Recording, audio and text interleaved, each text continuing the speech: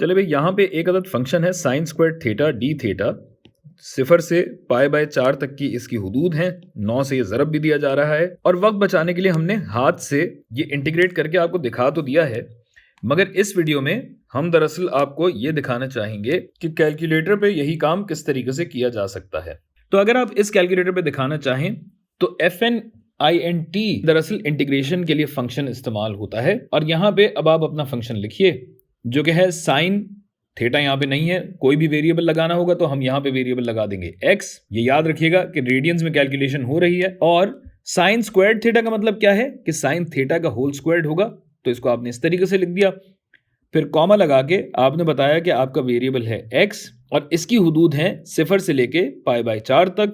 Bracket आपने बंद किया, इक्वल का साइन दबाया तो आपके पास ये आ गया 0.142 वगैरह वगैरह वगैरह।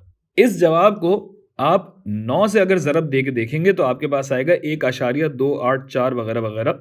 और अब इस जवाब की तस्दीक के लिए हम क्या करेंगे कि हमारा जो कैलकुलेट करदा जवाब था 9π-18/8, ये हम कैलकुलेटर में डालेंगे और फिर जब हम वैल्यू निकालेंगे तो आप देख सकते हैं कि कैलकुलेटर से और हमारी निकाली हुई वैल्यू से आने वाला जवाब दोनों बराबर हैं।